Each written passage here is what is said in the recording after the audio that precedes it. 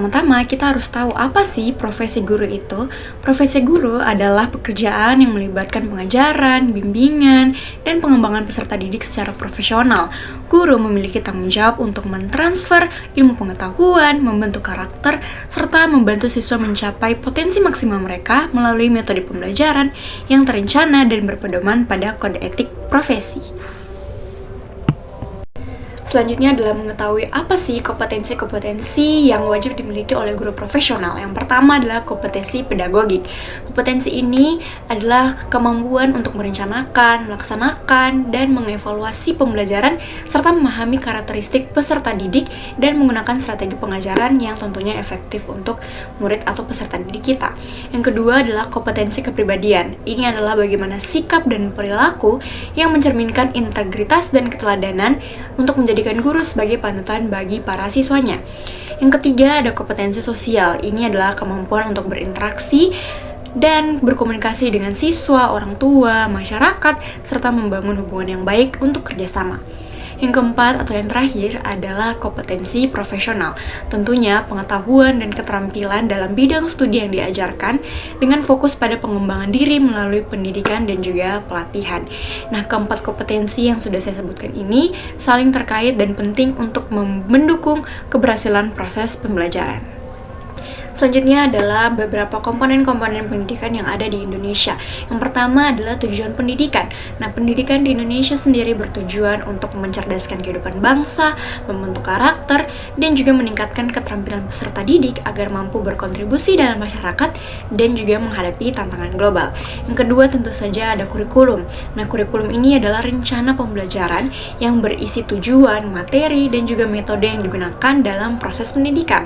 Nah, kurikulum di Indonesia sendiri disusun oleh Kementerian Pendidikan dan Kebudayaan dan bertujuan untuk memberikan pendidikan yang holistik dan berorientasi pada kompetensi.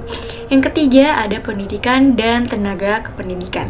Pendidikan di Indonesia meliputi berbagai jenjang, mulai dari pendidikan dasar hingga perguruan tinggi. Nah, tenaga kependidikan ini mencakup guru, dosen, dan tenaga administrasi yang menunjang proses belajar mengajar. Yang keempat, selanjutnya adalah peserta didik tentu saja. Peserta didik adalah individu yang mengikuti proses pendidikan, mulai dari anak-anak di sekolah dasar hingga mahasiswa di perguruan tinggi. Nah, mereka ini diharapkan nantinya memiliki rasa ingin tahu dan kemampuan untuk berpikir kritis. Nah, poin yang terakhir, yang kelima adalah metode pembelajaran. Metode pembelajaran di Indonesia sendiri bervariasi, meliputi metode ceramah, diskusi, proyek, pembelajaran berbasis teknologi, dan lain sebagainya. Nah, penggunaan metode yang tepat diharapkan dapat membantu meningkatkan pemahaman dan keterlibatan peserta didik dalam proses belajar. Nah, dalam konteks pre-service pendidikan guru terdapat dua model umum yang sering digunakan, yaitu model konkuren dan juga konsekutif. Apa sih model konkuren? Konkuren ini adalah bagaimana pendidikan teori dan juga praktikum atau pengalaman lapangan dilakukan secara bersamaan. Keunggulannya, peserta didik dapat mengaitkan antara teori yang dipelajari di kelas dan praktik yang dilakukan di lapangan secara langsung. Hal ini memungkinkan pengembangan keterampilan yang relevan dan kontekstual. Contohnya, seorang guru belajar mengenal metodologi pengajaran sekaligus mengajar di kelas secara bersamaan. Model konsekutif sendiri adalah pendidikan teori dan praktikum yang dilakukan secara bertahap, yaitu teori dulu, baru kita lanjut praktik. Keunggulannya adalah peserta didik mendapat pemahaman yang mendalam tentang teori sebelum menerapkannya di lapangan. Model ini memudahkan dalam penyerapan konsep dasar sebelum praktik. Contohnya, seorang calon guru menyelesaikan semua mata kuliah teori sebelum melakukan praktek mengajar di sekolah.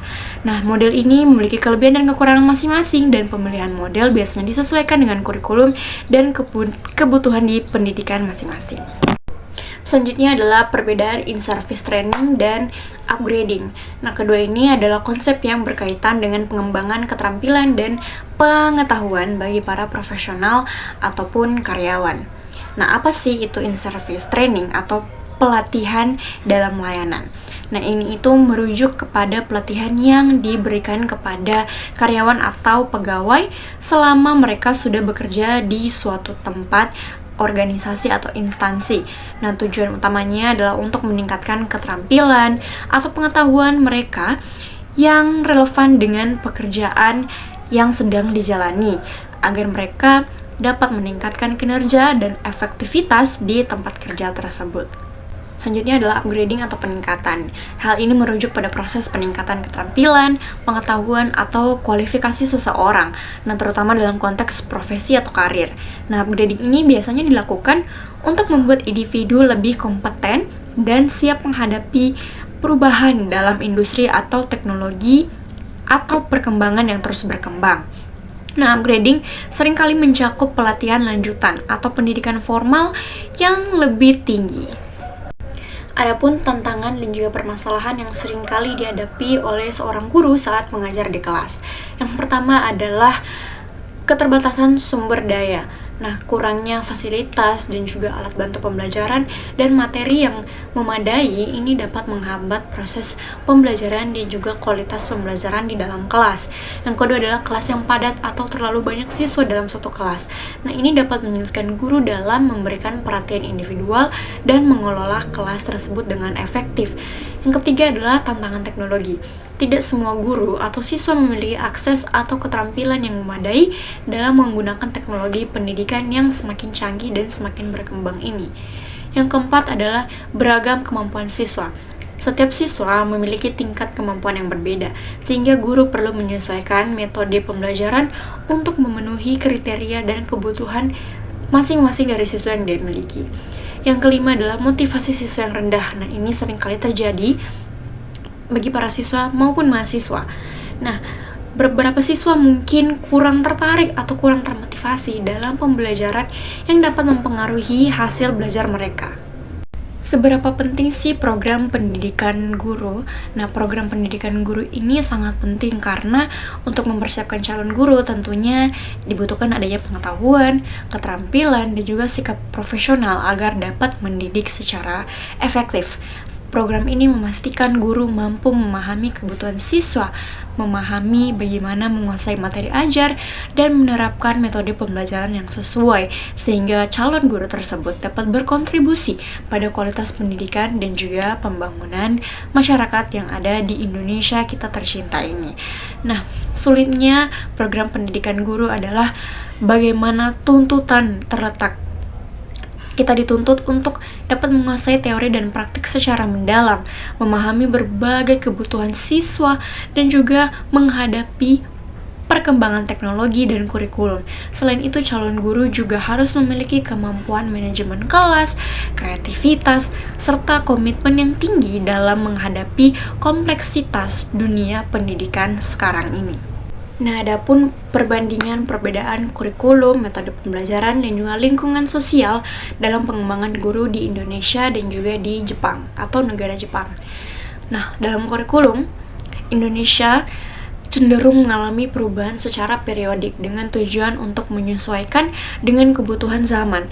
Nah, kurikulum yang digunakan ini seperti kurikulum Merdeka yang sekarang kita sedang gunakan, dan ini lebih berfokus pada pembelajaran yang berbasis pada kompetensi dan pengembangan karakter siswa.